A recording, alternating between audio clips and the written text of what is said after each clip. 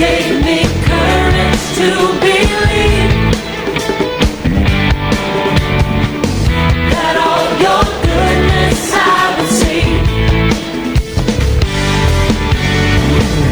'Cause if it had not been for you standing on my side, where would I be? If not for your goodness, if not for your grace, I don't know where I would be today. If not for your kindness, I never could say I'm still standing. If not for your mercy, if not for your love, I most likely would have given up. If not for your favor, I never could say I'm still standing. But by the grace of God. Good evening, everyone. You're now listening to Hashtag BBF. Hashtag blessed, beloved, and favored.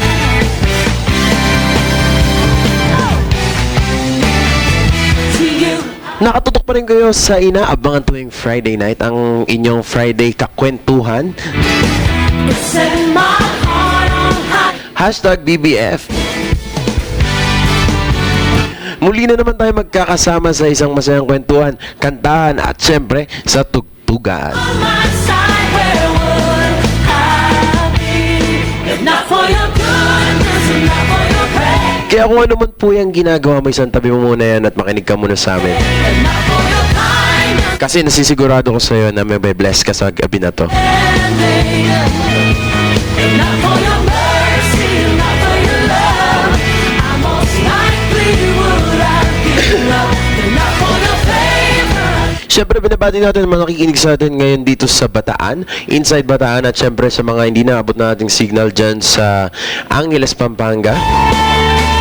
Si Tito Sins, Mami Helen, Charmaine at Kisha. Ayan, happy listening sa inyo dyan.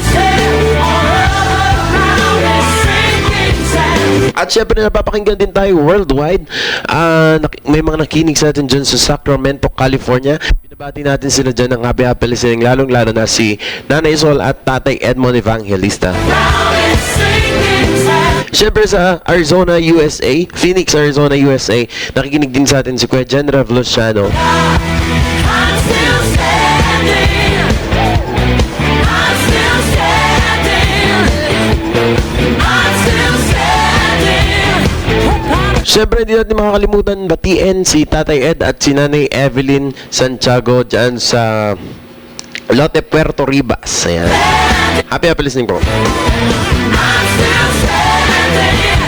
But by the grace of God, if not for your goodness and not for your grace, I don't know where I would be today. If not for your kindness, I never could say I'm still standing. If not for your mercy, if not for your love, I most likely would have given up. If not for Siyempre, ito ang unang biyernes ng buwan ng Agosto. Yan, buwan ng Nutrition Month, tama ba? I'm still standing. Buwan ng wika pala. By the grace of God.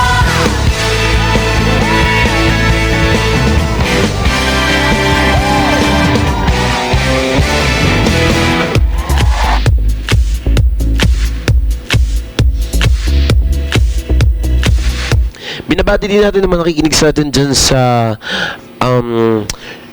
Lote, Puerto Ribas pa rin, ang Tolentino family, si Tita Rowena, Tito Joel, Brian, Dwight, at si Tenten. Yan, happy listening sa inyo dyan. From the ash I am born again. At ang Loconsay family, Kuya Bernard, Ate Jane, Carlo, Raisa, and Janber. I follow you for all my days. Fix my eyes, follow in your ways. Forever free in unending. Kung kayo po ay may mga katanungan o kaya may mga pabati lamang, mag-text lamang po kayo sa aming hotline 0907-906-3452 para sa Smart and 0906-907-1316 para naman sa Globe. Text na po kayo. You are alive in us.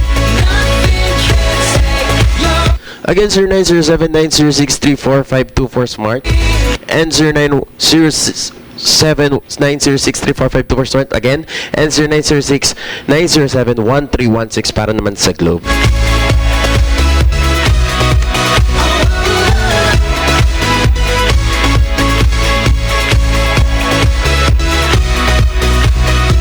midst of the darkest night. Let your love be the shining light, breaking chains that were holding me. You sent your sun down and set me free. Everything of this world will fade. I'm pressing on till I see your face. I will live that your will be done. I won't stop. Kung kayo naman po ay hindi naabot ng aming signal, 'Cause you are my freedom. We live to maaari nyo po kami mapanood sa online. Just type www.ustream.tv/channels/smile-radio-98-3-FM.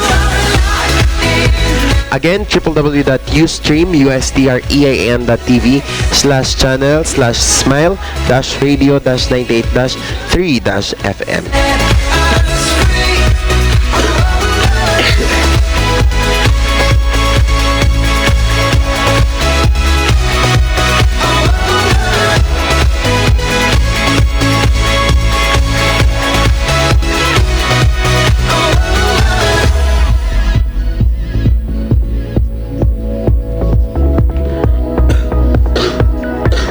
us free. My freedom, we lift you higher.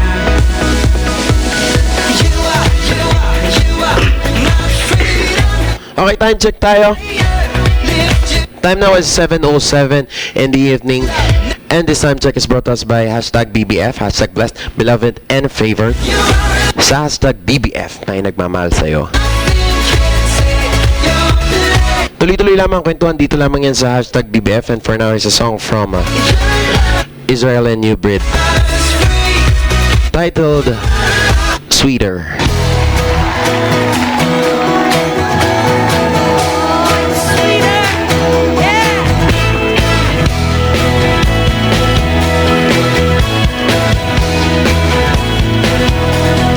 Every day with you, Lord, sweeter than the day before.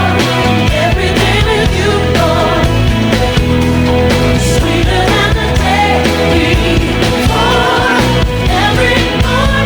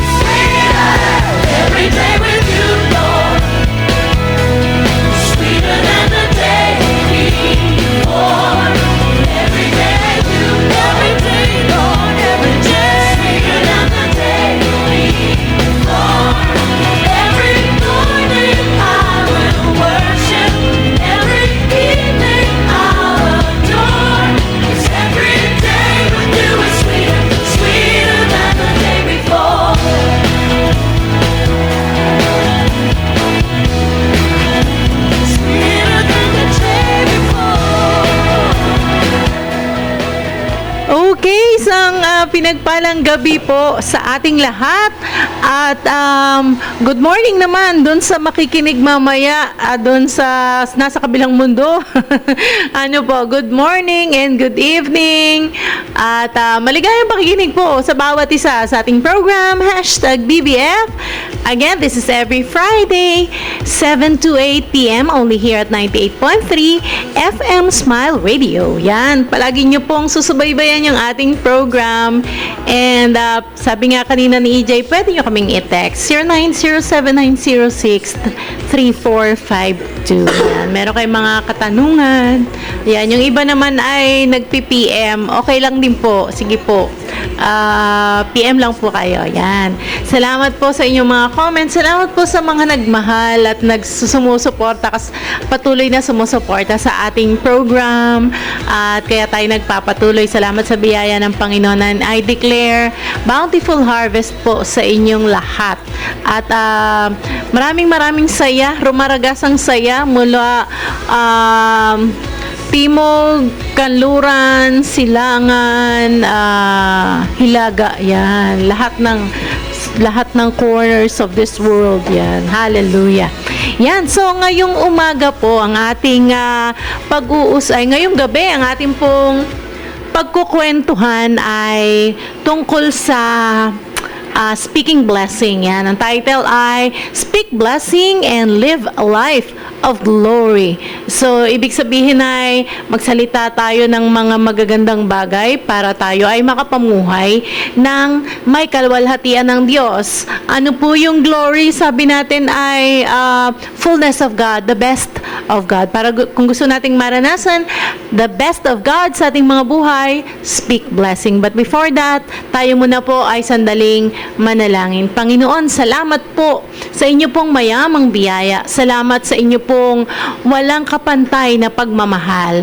We declare glory, Panginoon, sa aming mga buhay, sa bawat isa pong nakikinig sa mga oras na ito.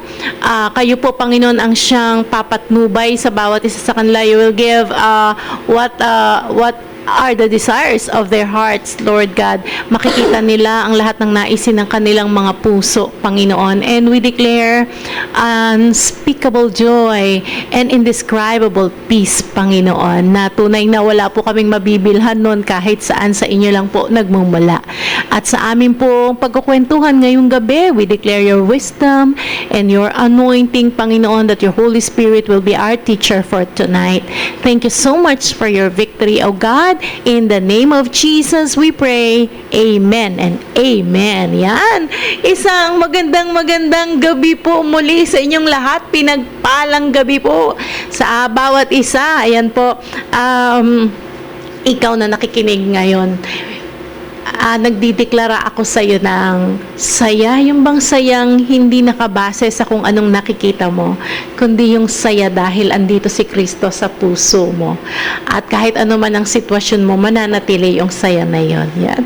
Napakatagalog natin ngayon kasi ay buwan ng wika. Yan. Pero hindi ko po alam kung may didiretso ko yung Tagalog. Baka makapag-Ilocano pa. Okay. Sabi ko kanina, ang title natin ay Speak Blessing and Live a Life of Glory. Yan. So, yung blessing, doon, basahin muna natin yung 1 Peter chapter 3, verses 9 and 10. Okay? 1 Peter chapter 3, verses 9 and 10. Do not repay evil for evil or reviling for reviling, but on the contrary, bless, for to this you were called, that you may obtain a blessing. For whoever desires to love life and see good days, let him keep his tongue from evil and his lips from speaking deceit. Yan, pinagpala po ng Diyos ang pagkabasa ng kanyang salita. Yung pong blessing dito, sa verse 9, yung salitang blessing, ang ibig sabihin ay eulogio. Okay, eulogio, na ang ibig sabihin, speak well of. Okay? So, yung blessing, ibig sabihin, yun ay pagsasalita ng magagandang bagay. Okay? So, when you bless a person, or when you bless someone, it means you have to speak well of that person. You have to speak well. If you want to bless your finances, you have to speak well of your finances. If you want to bless your children, you have to speak well of your children. So, ang ating bibigyan ng emphasis tonight is yung matutunan natin or ma-remind tayo, dahil alam naman na natin to, ma-remind tayo that we have to choose our words every day. Actually, I think last year ay napag-usapan na natin ang ilang sa mga bagay na ito, pero inuulit po namin it's so that it will serve as a reminder to each and every one of us na palagi tayong mag-speak ng blessings sa ating mga buhay every day, so that we will be reminded na no negative words sa ating mga buhay. Yan ang kung meron man po kaming rule sa bahay, I don't usually give rules to my children pero kung meron man kaming rule sa bahay, yun yung no negative words inside the house or kahit saan magpunta. Okay, no negative words. Pag alis pa lang nila ng bahay, before they leave the house, nagde-declare na sila ng blessing, and then hanggang sa paglabas na, actually lumalabas na ng gate ay sumisigaw pa ako, declaration, diretso lang, o de hanggang sa naglalakad sila bago makakuha ng tricycle, nagde-declare sila ng blessing. So yun ang sa tingin ko ay napakagandang armas ng ating mga anak when they go out of the house, if they speak blessing, kasi alam natin na yung buong maghapon ay magiging matagumpay. Although alam natin naglipa na ang maraming temptations, naglipa na ang maraming sitwasyon sa buhay ng ating mga anak. Hindi man sila perfectly maipamuhay yung maghapon, pero kahit papaano may mga reminders to speak blessing every day. So yung blessing, sabi ko nga, blessing is eulogion, ang ibig sabihin ay to speak well of. Sa Proverbs chapter 18 verse 21, sabi doon, death and life are in the power of the tongue, and those who love it will eat its fruits. Okay? So yung ating dila may kapangyarihan. Ang kapangyarihan nito ay magdeklara ng kamatayan at magdeklara ng buhay. Ano ba yung magdeklara ng kamatayan? Minsan hindi tayo aware, but most of the times yung ating mga words nag-speak ng death. Hindi man siguro palaging patay ang sinasabi natin, mamatay man, o patay ka, yari ka. Hindi man siguro palaging ganon ang sinasabi natin na nangangahulugan ng death. Pero yung mga negative things that we declare every day, nangangahulugan din ito ng mga bagay na nasa kategorya ng death. Like sakit, like kahirapan, like pag sinabi mo, ganito lang, mahirap talaga eh. So, nilalagay mo yung sarili mo dun sa, papunta dun sa death, or yung anything pertaining to death. Okay? So, importante we speak blessing every day. So sabi nga ay life and death are in the power of our tongue. Bakit hindi natin piliin ang life na maging power ng ating tongue? May power din lang yung ating tongue, ay gamitin na natin sa makabuluhan yung magbibigay sa atin ng buhay, for us to live a life of glory. So nasa dila natin sa James chapter 3 verses 4, 5, and 10. Okay? So pakinggan natin. Look also at the ships. Though they are so large and are driven by strong winds, they are guided by small rudder. Wherever the will of the pilot directs, so the tongue is a small member, yet it boasts of great things. Sabi Yung ating dila parang timon ng isang barko na kung saan man pupunta yung barko depende siya kung saan mo i-direct yung iyong timon, saan mo siya iikot. Okay? Inikot mo siya sa kaliwa, ay di kaliwa siya pupunta. Inikot mo siya sa kanan, ay di sa kanan pupunta yung barko. Kahit napakalaki ng barko, maliit lang yung timon, pag kinumpara mo sa laki ng barko ni 0.001% lang siguro, wala pa yung laki ng timon sa barko, pero kaya nitong i-direct yung takbo ng barko kung saan ito pupunta. The same thing with our tongue, very very small part of our body, pero pwede nitong i-direct ang ating buong katawan and even our world just by our word. Okay? So sa verse 10, sabi doon, from the same mouth come blessing and cursing. Kanina sabi natin, death and life are in the power of the tongue. So sabi naman dito sa verse 10 ng James chapter 3, from the same mouth come blessing and cursing. So ibig sabihin, when you speak blessing, you speak life. But when you speak curse, or when you curse, every time you say negative words, it's like cursing, it means you speak death. Okay, tatandaan natin yon. So when you speak blessing, you speak life. When you speak curse, you speak death. So choose. Hindi natin minsan napapansin sa araw-araw na yung ating salita nagkakaroon ng malaking impact sa buhay natin at sa mga tao sa ating kapaligiran. Napaka-importante po na ating iniisip muna yung ating mga sinasabi, kasi maaring parang normal na lang, sabi nga nila bulaklak ng dila, palagi na lang nasasabi, pero hindi natin namamalayan meron itong napakalaking impact sa ating mga buhay.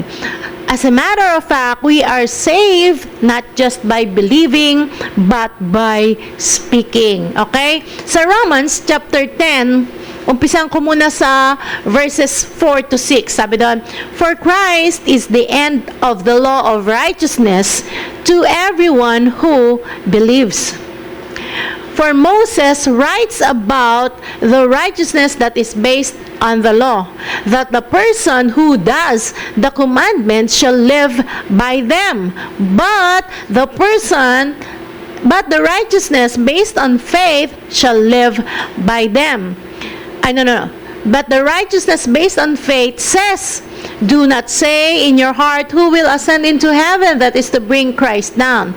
But what does it say? The word is near you, in your mouth and in your heart. That is the word of God that we proclaim, because if you confess with your mouth that God raised him from the dead, you will be saved. For with the heart one believes and is justified, and with the mouth one confesses and is saved. So dito po sa ating binasa, so una nating sa first verse of 4, verse 4, sabi doon, tingnan nyo ha, yung righteousness, yung law of righteousness, yung righteousness that is based on the law, yun yung ibig sabihin, yung righteousness that is based on the law, makikita mo lahat gumawa. Sabi niya, si Moses nagsulat. Sabi niya, for Moses writes about the righteousness that is based on the law. Sumunod na doon, sabi niya, that the person who does the commandments, so does, so ginawa na naman, and then shall live by them. So, palaging ginagawa pag righteousness based on the law. Pagka righteousness based on the law, gumagawa ang tao. Okay, gumagawa ang tao. Pero sabi dito, but the righteousness based on faith says. So, pagka righteousness based on faith, you have to speak. Diba? Mas madali at mas maganda. So, when you believe, you speak. Kasi sabi sa 2 Corinthians chapter 4, verse 13, since we have the spirit of faith according to what has been written, I believed, and we also speak. So, may kasunod pa yon. Yes, I believe and therefore I speak. We also believe and therefore we also speak. So when you believe, you speak. So there are two ingredients of faith: believing and speaking. Believing is the attitude of faith and speaking is the act of faith. So, importante, when you believe, you speak. Kung ano yung pinaniniwalaan mo, sasabihin mo. Kaya nga, dun sa verse 10, nung sinabi natin, you confess with your mouth that God raised Him from the dead, you will be saved. Sabi dito sa but if you confess with your mouth that God raised Him from the dead, you will be saved. Sabi sa susunod na verse, for with the heart one believes and is justified, and with the mouth one confesses and is saved. So our salvation is by confessing, is by believing with our heart and by confessing with our mouth.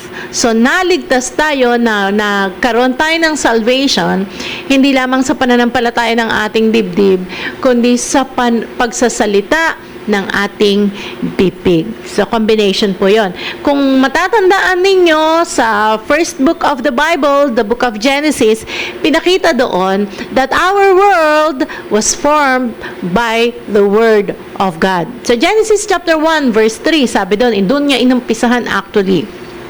Sabi ni God, and God said, let there be light, and there was light. Pagdating sa verse 31, sabi doon, and God saw everything that He had made, and behold, it was very good. So, nag-umpisa ang ating mundo sa pamamagitan ng salita na nagmumula sa ating Ama. At, yung lahat ng kanyang sinabi, nakita niya, and sabi nga, and behold, it was very good. So, kung ano man yung sinabi ng ating Diyos, ay nakita niya. Yun yung proseso Yun yung proseso ng kung paano na-form yung ating mundo. Na-form ito sa pamamagitan ng salita ng ating Diyos. Si Abraham ay naging father of many nations sa pamamagitan din ng salita. Sa Genesis 17 verse 4, sabi doon ay gagawin siyang father of multitude of nations. Okay? Nung time na sinasabi ito kay Abraham, 75 years old siya. Yes, 75 years old siya at matanda na siya pero wala pa siyang anak. Pero sabi ng Genesis chapter 17 verse 5, no longer shall your name be called Abram, but your name shall be Abraham. Alam niyo bang ibig sabihin ng Abraham? The father of many nations. Imagine niyo si Abraham, tinatawag na Abraham, na ang ibig sabihin ay father of many nations, pero wala naman siya kahit na isang anak. Pero for how many days and months and years na nagdaan, meron siyang 318 na servants. 318 servants. Hindi pa kasali doon ang kanyang household. 318 na mga tao na nagsasalita, tinatawag siyang Abraham, amang Abraham, among Abraham, asawa kong Abraham, tatay kong wala pa pala siyang anak. So, tinatawag siyang Abraham, Abraham, Abraham. Every day, dinideclare nila, you are the father of many nations, father of many nations, father of multitude of nations. So, every day, dinideclare yon.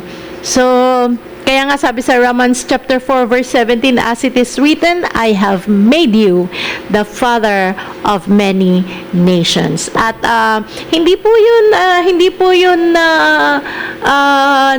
binigo, hindi po siya binigo ng Diyos doon. At hanggang sa ngayon, padami pa rin ang descendants ni Abraham. At kahit na nga po tayo ng mga Gentiles, ay nakasama pa rin tayo sa descendants of Abraham because we believe in Jesus. Okay? Kanina, pinag-uusapan natin, our tongue has power. Death and life are in the power of the tongue. At ang sabi doon, and those who love it will eat its fruit. So, ibig sabihin, if you love death, you speak death, and then you will eat its fruit. Ano yung fruit doon? Ay, syempre, kamatayan. And if you love life, and you speak life, and you speak goodness, and you speak blessings, and then you will eat its fruits also. Ano yun? Eh, the blessing.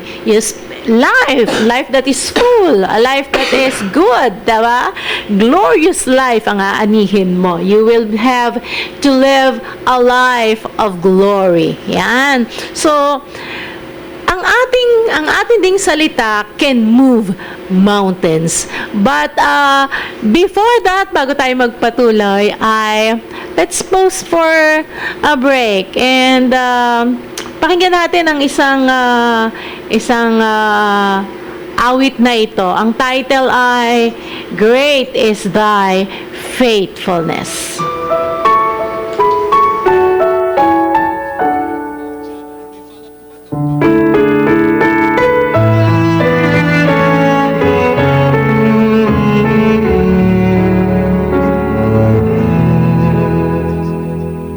Great is thy faithfulness, O God, my Father. There is no shadow of turning with thee. Thou changest not, thy compassions, they fail not. As thou hast been, thou forever will be. Great is thy faithfulness, great is thy faithfulness. Morning by morning, new mercies I see. All I have needed, thy hand hath provided. Great is thy faithfulness, Lord, unto me. Okay, so yun yung song na Great is Thy Faithfulness. Sabi nga namin ni Pastor ay mapapakanta kapag narinig mo. Nakising along kami actually. Hindi lang namin pinarinig sa inyo. Okay, so asa na nga ba yung ating pinag-uusapan? Our world can move. Our word can move mountains. Yan. So yung ating salita pwedeng magpa-move ng mga mountains. Yan. Sabi sa Mark 11:23 and 24, let me read it to you. Truly, I say to you, whoever says to this mountain, be taken up and thrown into the sea, and does not doubt in his heart, but believes that what he says will come to pass, it will be done for him. Tingnan mo yung nasa verse 23 na yon. Whoever says to this mountain, kung papansinin mo, yung verse na ito, may isang word na believe. Okay? Believes. One word. Pero yung salitang says dito, says, say, 1, 2, 3. Okay? So, ang dami niyang salitang say. So, meaning we have to say and say and say what we believe. So, it will happen. Sabi doon, what he says will come to pass and it will be done for him. It will be done for him. Eh, syempre, hindi naman natin pinag-uusapan yung literal na mountain. Kasi, ano bang mapapala natin kung palipatin natin ng mga mountain, di ba? So, wala naman yung gamit sa atin. We're talking about mountain of problems, sickness, anything na nakaka-block para for us to live a life of glory. So, anything that blocks our way or our journey to a life of glory. So, yun yung mga mountain sa buhay natin. At unbelief, ang pinakamalaking mountain actually is the unbelief. Okay, yung hindi paniniwala.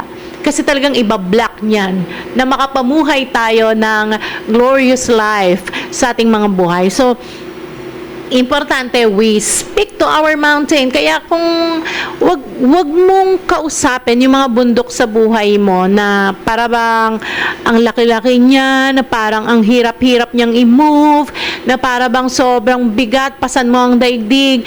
Every time you say those things, negative things about yung hirap, negative emotions, habang sinasabi mo yon, lalong tumitindi yung negative emotions na meron ka. Para bang, ano ba namang buhay ito? Ang hirap-hirap. Doon pa lang, bumibigat na kagad yung pakiramdam mo at parang lalong nakaka-aggravate ito ng iyong emosyon. Okay? Parang yung sadness mo, ano ba naman, lungkot-lungkot ng buhay, parang lalo kang lumulungkot. Pag sinabi mo nga, sakit-sakit, hirap na ako, lalong humihirap yung pag-handle mo dun sa mga pains. Okay, so importante, instead of describing our mountains, speak to our mountains na umalis sa buhay natin. Of course, we don't want them to stay there. Minsan kasi, ninunurse pa natin eh. Ayaw nating paalisin. Eh, may sakit ako eh. Bangon ka dyan. And you get up and you declare God's goodness to your life. You speak blessing to your body.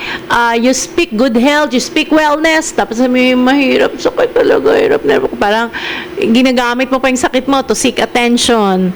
Parang to get sympathy from other people. Eh, yes, nakakuha ka ng sympathy, pero hindi naman gumaling yung sakit mo. Diba? So, gusto mo ba yun? Gusto mo ba yung nananatili yung sakit sa buhay mo? So, importante, we speak to our mountains. Kasi para ba tayong isang mighty warrior na sinasabi na, alis dyan. Umalis ka dyan. Ayaw ko sa'yo. Hindi ka bagay sa akin. Alis ka.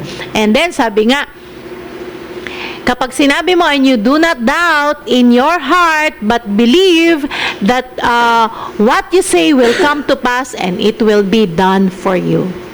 Oh, ito pa. Sa verse 23, sabi, therefore I tell you, whatever you ask in prayer, believe that you have received it, and it will be yours. Okay?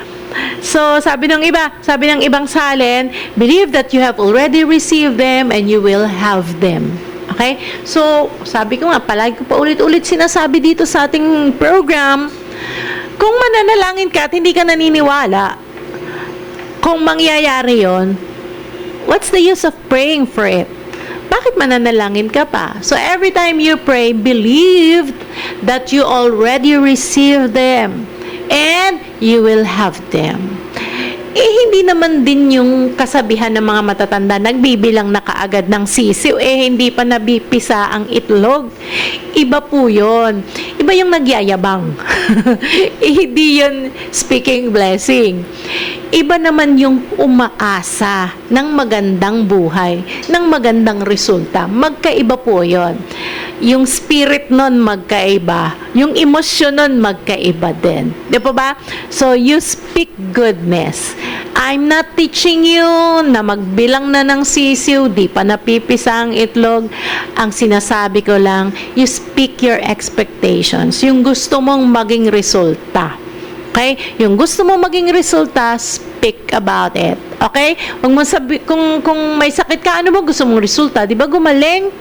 So, you speak healing. Kapag ka meron kang problema sa finances, huwag mo nang ipagkalandakan pa, naku, hirap na hirap ko, ang dami-daming utang, daming babayaran, ano ba naman to, sana kukuhang kamay ng Diyos. Alam mo ba, ang kamay ng Diyos ay napakaraming provision. Ang kamay ng Diyos di nauubusan ng ibibigay na blessing sa'yo. You just have to speak blessing, Lord. You know what? Ang pinakamagandang mag-speak ng blessing ay yung sinasabi mo always based on the scriptures. Sabi ko nga, nung nagsasalita ako sa isang congregation, sabi ko, you don't need to recite the Bible every day. Although if you can do that, that's very, very good. Pero yung lahat ng mga promises ni God, i-claim mo. Sabi nga sa 2 Corinthians 2:10, all the promises of God are yes and amen. So, hindi mo natatanungin na gusto mo ba ang pagalingin, Lord? Gusto mo bang masolusyonan ito, Lord? Baka naman may purpose ka, kaya baka meron kang tinatama sa akin. Pag tinanong mo mo si Lord, kung gusto niyang masolusyonan ang problema mo, gumaling ka, maging maayos ang buhay mo, definitely yes ang sagot ng Lord. Dahil ang gusto niya sa'yo, buhay na ganap, buhay na kasaya-saya. After all, that is what He came for. To give you a life that is full, a life that is complete. Okay? So, nasan tayo? Yung magsalita ka ng magagandang bagay. You speak blessing. Kung ano yung gusto mong resulta, yon. Speak the end result that you want to see sa buhay mo. You want to experience or you want to receive. So, speak blessing. Speak the end result. Don't speak about your problems. Speak the solution. Okay? Don't speak about luck. Speak provision. Don't speak about sickness, speak healing. Don't speak about conflicts. Speak about good relationship. Speak shalom. Speak shalom. Okay? So, sabi ko nga, madalas ko ring binabanggit-banggit, don't use your words to describe your situation. Use your words to change your situation. Lalo na kung yung sitwasyon mo ay hindi mo gusto o hindi ka natutuwa. Okay? Di speak mo kung ano yung mga bagay na gusto mong ipalit sa sitwasyon na kinalalagyan mo right now. Okay? So, sabi sa Mark chapter 11, verse 14, dun sa naunang verses ng ating binasa, dahil sabi natin, pag sinabihan mo yung mountain, umalis, hindi ka nagduda, nanampalataya ka sa puso mo, ay nako, lahat ng pinaniwalaan mo, makikita mo. Lahat ng sinabi mo, makikita mo. At kung mananalangin ka, paniwalaan mo na natanggap mo na, at ito'y magiging iyo. Makikita mo, mangyayari sa iyo. Okay, sa mga naunang verse, may kwento doon na dumaan si Jesus sa isang fig tree. Ngayon, yung fig tree, wala nang bunga. Nakita niya, walang bunga. Sa verse 14 ng Mark chapter 11, sabi niya, may no one ever eat from you again. May no one ever eat from you again. Wala na nawang makakain sino man ng bunga mo. Iyon ba yung sinabi ni Jesus sa fig tree? Sa verse 21, naalala ni Peter yung sinabing yon ni Jesus. Sabi niya, and Peter remembered and said to him, Rabbi, look, the fig tree that you cursed has withered. Sabi niya, nalanta na yung fig tree na kinurse mo. Okay? So, kung ayaw mong malanta ang mga masagana sa buhay mo, masaganang kapayapaan, masaganang kagalakan, masaganang relasyon, masaganang kabuhayan, masaganang saya sa iyong buhay. Kung ayaw mong malanta yun, don't speak curse to it. Dahil malalanta siya. Okay, malalanta siya. Mamamatay siya sa buhay mo. Yung mga bagay na supposed to be ay nai-enjoy mo at sineselebrate sa iyong mga buhay. Alam nyo, I remember na share ko na to last year Merong hunter. Okay, mga hunters, kapag sila'y nag-hunt ng coyote, coyote, yung mga wolf, or asong gubat, kapag sila ay nag-hunt, meron silang technique na ginagamit. Ang technique na ginagamit nila, nagpo-produce sila ng wounded rabbit sound. Yung parang kunehong napilayan, nasugatan. Hindi ko alam ang sound nun pero something na parang umiiyak na kuneho. Ganun siguro, no? Parang naiisip ko naman yung aking pusa na umiiyak. Hindi ko po alam yung sound actually. Hindi pa ako nakarinig ng wounded rabbit sound. Pero let's imagine na merong isang kunehong umiiyak dahil sa nasugatan, napilayan. Kapag narinig ito ng coyote or ng wolf, pag narinig ito ng asong gubat, lalapitan niya yun, hahanapin niya yung sound na yun. Because for him, that sound means lunch. Same thing with us. If we keep on murmuring, complaining, daing tayo ng daing sa buhay natin, para nating ini-invite ang hindi magandang spirit sa buhay natin. Na para bang ang tingin ng diablo sa atin, lunch. Para bang kayang-kaya ka na niyang sakmalin. Kayang-kaya ka na niyang i-overpower. If you are in Christ, no weapons formed against us shall prosper. Meron na tayong covering and protection. The power of the blood of Jesus. But, bad things can happen to you because you allow it. Because you declare it. Sinabi mo di nangyari. Sabi nga natin, our tongue has the power to bless and to curse. To speak life and to speak death. So, kapag inalaw mo, ay para mo na rin sinasabing, oh, my door is open. Come in evil. Parang ganon. So, speak life. Wag kang palaging wounded rabbit sound ang pinoproduce everyday. Yung asawa ko ganito, hindi na magbabago. Ay, yung anak ko, nako, sakit ng ulo. Ay, kulit, ang kulit-kulit. Alam nyo, pag lumaki ang anak nyo, tapos hindi nyo na siya makontrol, don't blame your children. Blame kung ano yung sinabi mo ng bata sila. Lagi mo kasing sinasabi, makulit, matigas ang ulo. O di, yun yung nangyari. Yung anak ko, nung bata siya, yung aking panganay, ito si EJ, pagka nung bata, meron silang sinasabi, yung pang natutuwa yung mga nanay na kasi nagmingiti na, medyo baby pa siya, pero nagmingiti, tapos nagsasalita ng mga kung ano-ano na hindi mo naman maintindihan. Tapos sasabihin, ay, marunong nang magsinungaling yung anak mo. Sabi ko, ha? Hindi po sinungaling ang anak ko. Hindi pa man yan marunong magsalita. Konti pa lang yung nasasabi niya, hindi po siya magsisinungaling. And tinagapan ko kaagad kasi I don't want anybody to speak curse para sa aking anak. Ayokong magsasalita sila ng hindi maganda dahil alam ko magmamanifest iyon sa kanila pagdating ng panahon. So, I always speak blessing sa mga bata kahit na hindi ko anak.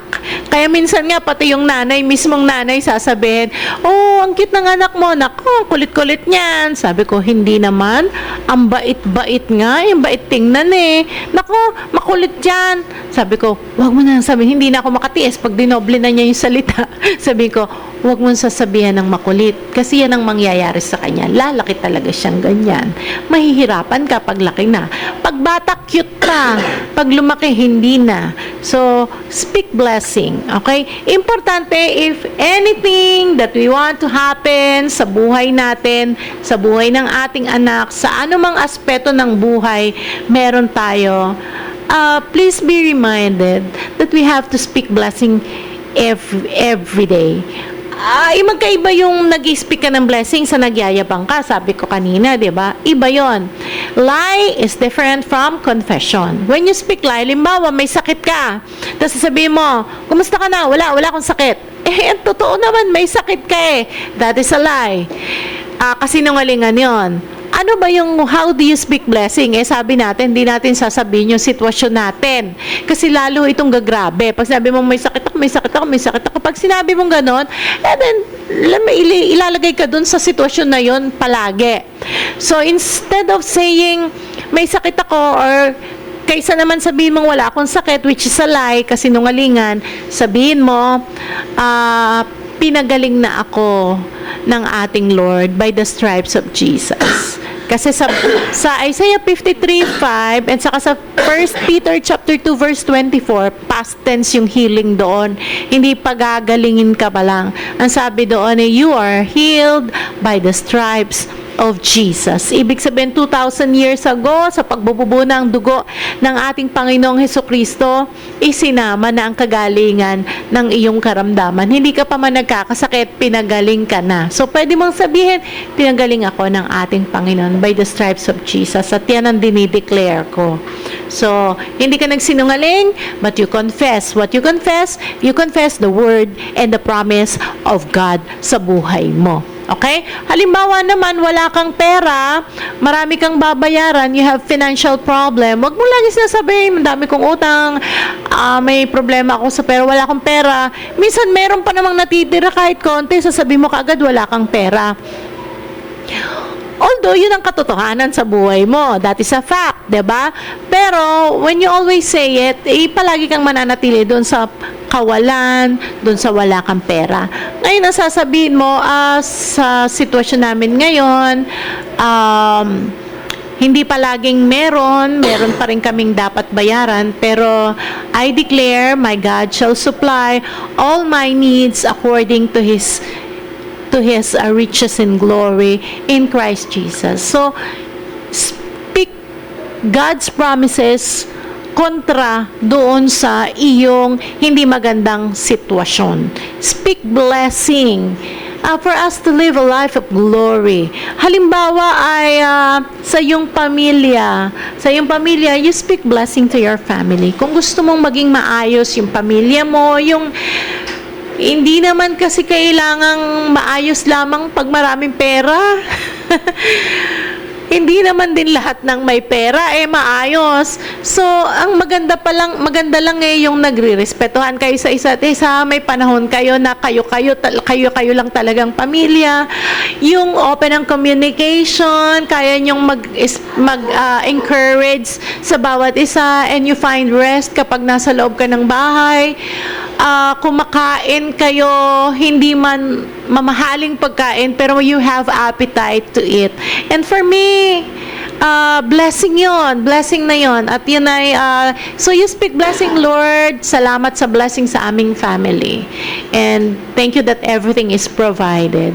Salamat that yung love nagbabind sa amin. Salamat sa kapayapaan. Salamat sa kapahingahan na every time magkakasama kami, nakakaramdam kami ng kapahingahan. Okay? Speak blessing to your marriage. Okay?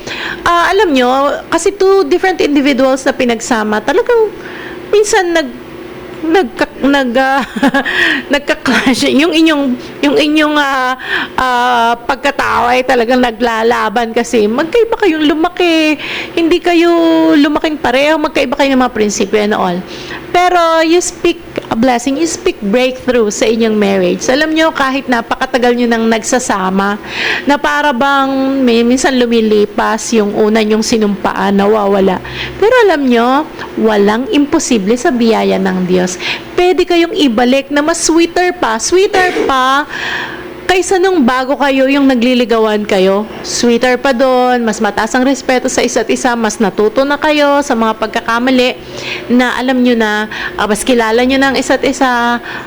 It can happen. You just speak. Hindi yung, ay nako, asawa ko. Ay nako, pwede lang humanap ng bagong asawa. Yung mga ganun. Kapag ganun lagi sinabi mo, para mo na rin sinabi, hindi na magiging okay ang yung pagsasama. You speak blessing to your children. You speak blessing to your career. Speak promotion sa inyong career kahit na napaka-imposible. Speak blessing to your finances. Breakthrough sa inyong finances. Speak blessing to your country. Hindi yung, palagi na lang natin sasabihin, ako, ang bansang ito wala na. Speak blessing to your government. Hindi lagi na lang tayong sita ng sita sa government natin, samantalang pwede naman tayong mag-speak ng blessing to our government. Hindi man tayo nakakatulong directly sa government natin, but when you pray, it makes a great difference. So speak blessing and live a life of glory. God bless you all.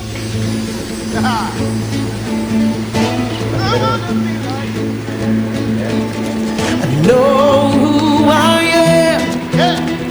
Know who I am. Know who I am. I am yours. I am yours. Know who I am. Okay, gusto po nating batiin ang mga nasa Healthy Cooking Solutions of Sacramento, lalong-lalo na po kay Brother Buboy and Sister Cora Yap, ang dealer ng Salad Master. Okay, thank you po sa inyong support sa ating radio ministry. The whole congregation of the Rock Christian Fellowship, headed by Pastor Velmar and Sister Connie Masuecos. Thank you din po sa inyong support. sa atin pong radio ministry at sa iba pa po nating ministry sa church. Mission team of TRCF headed by Brother Boboyap. Music team of TRCF headed by Brother Rick. Belated happy birthday po. And Sister Larry Manguera with Brother Leo and Sister Marisa Zuan.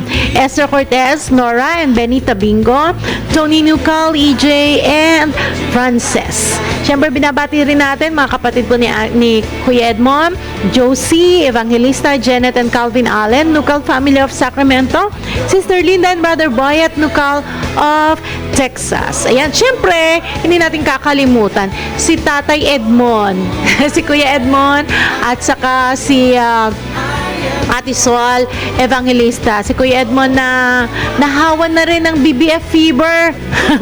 Sobrang nasisiyahan na rin sa pagbibigay. Salamat dun sa church na naabala mo din, Kuya Edmond, na para magpasaya sa mga bata. Thank you very much. At syempre, ang Alzaten Evangelista Family of Munting, Batangas. Syempre, si Ate Abel, Kuya Nante, magpantay ng Abu Dhabi. Si Grace, si Steele, si Jack, Nika, Micah, Gio, Kim, J, and Sed. Si Consihal Richard, Alice, Jeff, and Jam, Jimmy, Queen, Adrian, Kim, J, Sed, Casey, and Kathy. Magpantay. Victor, Malu, Chak, Bong, Maye, and Arjo of Cebu. At syempre si Mel Chris and Darwin Almario, Iya, and Yana Valencia, Ate Ani Abelia, and all City Health Office staff. Greetings from Kuya Edmond and Ate Sol, Evangelista. Syempre, gusto natin mag-hello kay Sir Ian De Leon of COB High School. Si Jen Rev ng Arizona, USA. At yung nakita namin kanina, inaanak ni Pastor, si Nanette Ramos ng Kupang. Hello. At syempre, gusto kong batiin yung mga nandyan sa Ferrer Street sa Lote. Nag-start po ulit tayo ng nutrition program dyan at pinasasalamatan natin ang bago nating volunteer, si Ate Raquel Santos ng Lote. Siyempre, yung mga tumutulong din sa kanya. Yung dati nating volunteer, si Mars Jo Donato, si Ate Bebe. Yan, salamat sa inyo sa pagtulong ninyo kay Ate Raquel para magpatuloy yung ating nutrition program dyan sa Lote. At siyempre, binabati natin ang aking anak na napakaganda dyan sa Taiwan. Kasama yung Tuesday Ladies, yung aking mga nakakasama sa sharing. Pagka Tuesday via video call ng Messenger. Yan, kay Bing, kay Rev, kay Jazz, at sa lahat ng mga Tuesday Ladies ng Taiwan. Yan. At binabati rin natin si Ninang Adele Torano. Ninang Adele Torano ng Cocoa Beach, Florida. Yan, Cocoa Beach, Florida. At saka yung mga kapatid niya dyan sa Ice Cream Junction sa Florida na darating para sumama sa ministry natin sa mga AITAS. Ayan, at hello din sa kasama namin kanina sa Bible study, si Tita Bele ng Tita Bele Razon Piket ng Bataan Home. Salamat sa masarap na merienda kadida. Nag-enjoy kami ni Pastor. Ayan, at sa lahat po ng mga palaging nakikinig, syempre si Tatay Ed, Nanay Evelyn Santiago, Evelyn Santiago dyan sa Lote, sa Ria, Nanay Lucy, at lahat-lahat sila dyan sa Lote. At saka binabati din natin si Chris Santiago na kakaalis kahapon. Salamat sa masarap na merienda sa ating prayer meeting kagabi.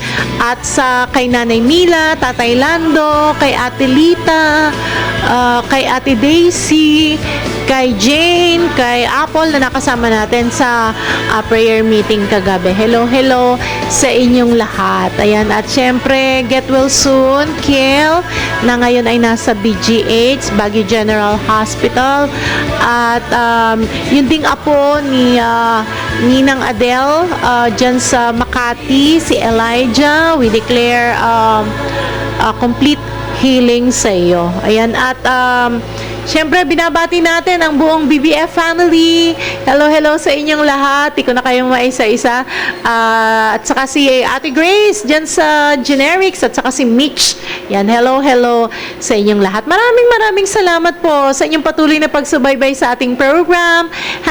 #BBF, blessed, beloved, and favored. At alam nyo po, lagi nyo pong tatandaan. Wag nyo pong kalilimutan. Kasi kapag alam mo to, maraming magandang bagay na mangyayari sa'yo.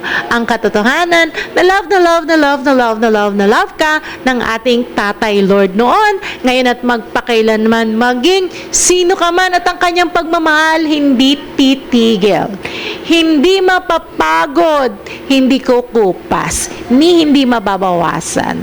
At ang kanyang pagmamahal magiging kapangyarihan para sa iyo. Sumainyo ang kapayapaan, ang kagalakan, ang kasaganaan, ang shalom sa inyong mga relationship, breakthrough sa inyong marriages, breakthrough sa inyong finances, at masayang pamilya, isang blessed, beloved and favored family ang ibigay ng Lord sa inyong lahat. We declare victory and success in Jesus' name, in Jesus' name. So keep on listening to #BBF dahil sa #BBF i-remind ka may nagmamahal sa'yo. Shalom, glory, and good evening everyone! Praise the